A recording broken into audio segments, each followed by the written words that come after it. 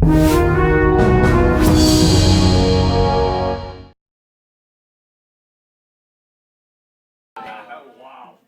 right, Jerry is going to demonstrate the theremin. Briefly, the theremin was invented in 1920 in Russia by Leon Theramin. He was a physicist and a musician, and he showed this to his colleagues, and they said, oh, go show it to Lenin. Showed it to Lenin, and Lenin said, it's a great example of the new Soviet science. Here's a train ticket, take it around Russia. And he gave concerts all around Russia to these poor people. They paid for the concert. He gave the money back for them to buy food. And when he got finished with Russia, Lenin said, now go to Germany, and he went to Germany, and then he went to France, and then England, and he came to the United States around 1927, 1928, and somebody set him up with patrons who might, like the Fords, and everybody came to a concert. They loved it, so Clara Rockmore and her husband, who were a wealthy real estate investor, set him up in the Plaza Hotel in New York, where he got a laboratory, and he built these theramins.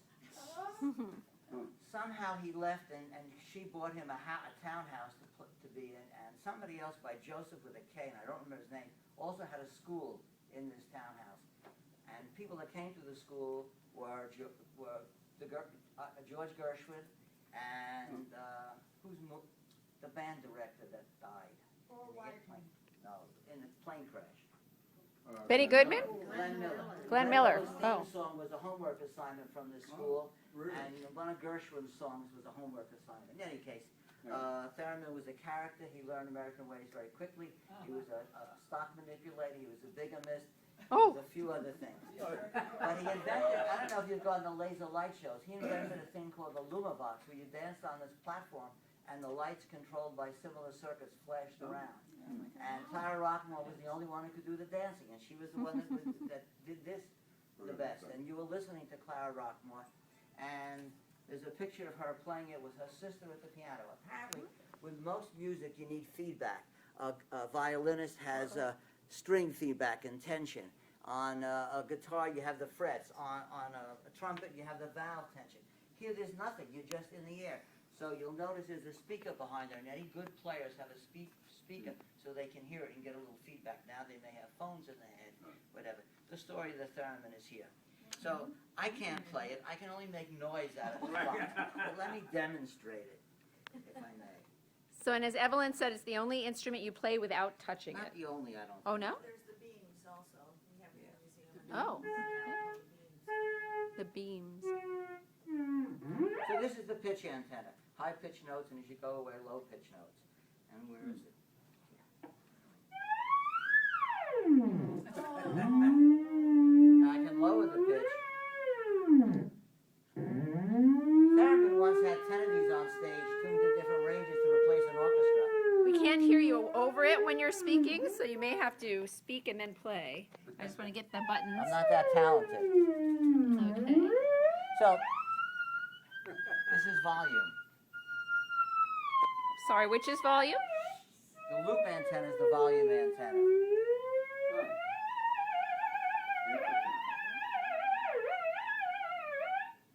You want lower notes? Well, my ears always bother me.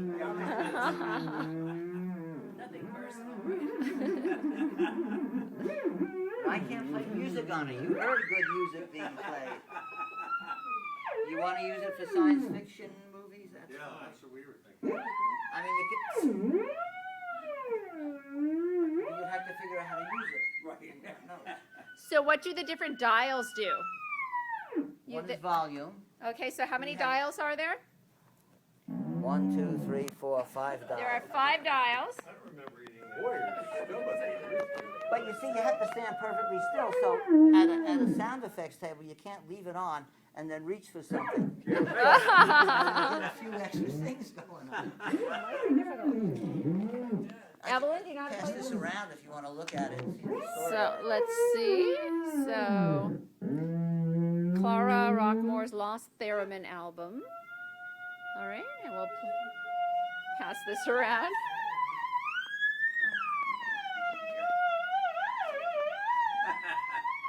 That's great. Any questions about the theremin?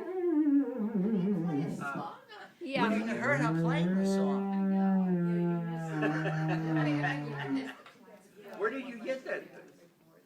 Where did you get it? The museum bought a kit from Robert Moog's Rogue's company, Big Briar. I put this kit together. We have another one that they gave us, but the original one is big, like on the back picture of that thing. Oh, really? So this is on loan from the Museum of Making Music? Right. Yeah, so it's on loan. Now, we probably would not be playing music on it. We would just use it for the wild Yeah, effects, yeah, right? yeah. But you'd have to learn how to make the sounds that you want. Ah, Good.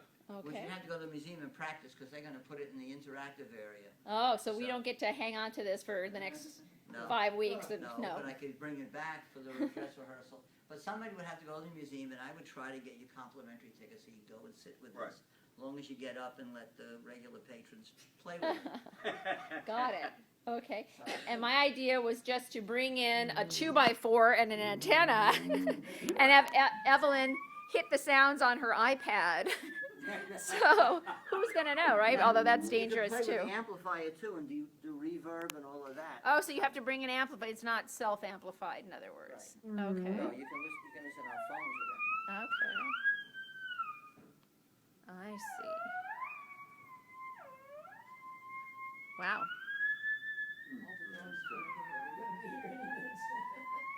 Okay, so I'll tell you what. During the break, or can we have everybody get a chance to come up and play with it? Okay, so we'll have a chance for all of you to play with it. Does anybody have any questions you want to ask about the theremin at this point? Oh, Edith? Is it possible to transcribe any of the music that you compose on a theremin? Like, if you knew atonal transcription, would you be able to write down so that you could duplicate what Possibly. you've I don't know. composed? There's certainly an output jack here. Oh, there isn't. I don't think so. You can record it, but you can't transcribe it electronically, I don't think. Now, basically, there are two oscillators for each antenna. One is fixed here, and your hand makes the variable one vary, and you hear the difference in oscillations between the two oscillators. Same thing here. Yeah, but let's It's a little say, more complicated on Since volume. that woman played a tune, I would think that would be the transcription. You have to know where on there. Yeah, right, It right. is, it's just the keys aren't marked, you know. Right. what I mean? Yeah. Right. So you Well, can somebody write it did. down. Paul Tanner of UCLA took this box, turned it on the side, and put keys at the various distances from the antenna. Oh. It's called a Tanner box, and that's what was used in Beach Boys' Good Vibrations. If you heard the eerie music. So he did it by keys. But in Spellbound, the eerie music in Spellbound and Lost Weekend, I believe, is an ether wave machine, which is another name for this or whatever. You read some of it in that little booklet. Okay, and Lisa had a question? Well, I was wondering, my husband's birthday's coming on up. You mentioned a kit. Was it hard to put together? No, it's just a little soldering. Okay, so you put this one together? Well, it came, I screwed the box together, I finished it, and I did a little soldering, that's all. Oh. It was about $300 for the kit and $400 if you want it already put together, so it depends on what you want to spend. And $500 if you want Jerry to do it. And If you want a replica of the original machine with tubes in it, it's about $3,500. and $600 if you don't want him to do it. Yeah, right. I'm just kidding. But you have to get an amplifier, otherwise you just have to listen Right, on yeah, right. earphones. Ah, it's fabulous. Okay, first of all, give Jerry a great big round of applause. Yay! Thank you for bringing I have that. on the recording, for those who know, Kaddish is on there too. Oh, played with a Yeah, I noticed theremin? that. I Yeah. noticed Wow. What? that. I noticed that the Yeah, Kaddish the was thing. one of the, Wow. Channel. So- You want to hear Kaddish? What track is that? 12. Okay, let me do that. This is Kaddish, played on the theremin. That's Kaddish? Yeah.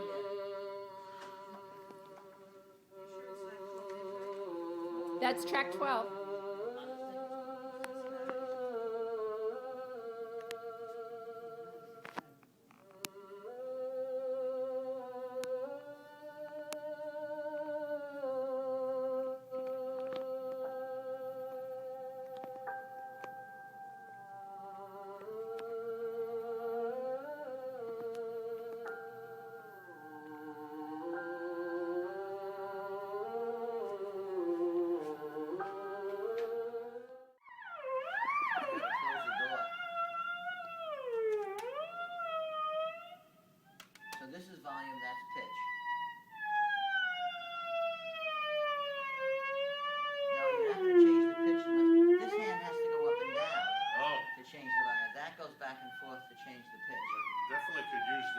Now,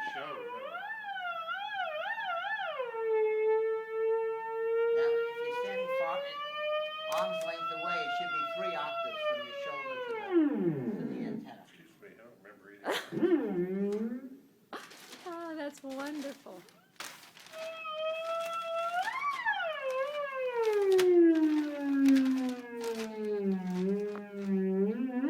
How can we use this?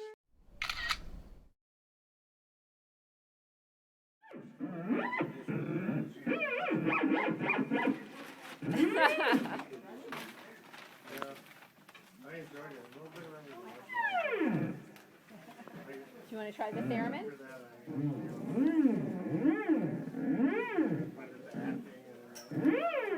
What's it supposed to sound like? Oh, well, he was playing Beautiful Dreamer. It sounds like the Saw, actually, a little like the Saw. I mean, he played a CD with. Emelita, here, let's. Try anything. I'll try anything for once. Oops, sorry. Anita?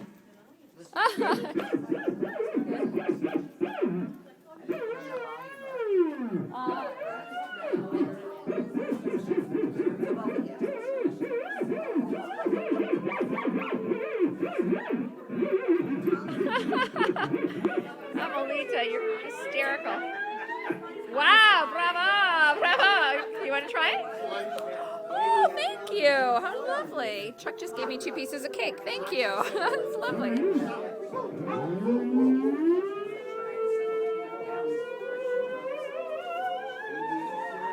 That's pretty good. I think we found our theremin player.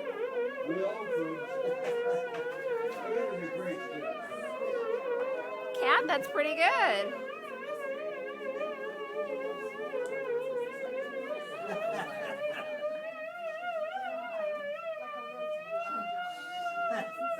Sounds like a police car coming.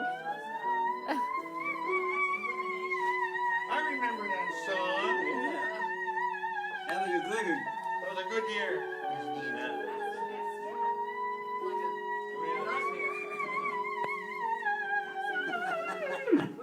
Bravo, bravo!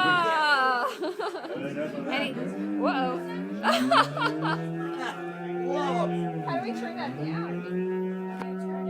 I don't know. Here is Summertime. Is this on the Saw or the Theremin? There. This is the Theremin. Playing Summertime on a CD. You can't tell, can you? Can't tell, really. Thank you, Jerry. That was wonderful. We really appreciated getting to play the Theremin. Hope you had a good time. And that is the impact of radio on our lives. I think my hand is probably in the way. Thank you for listening. Bye.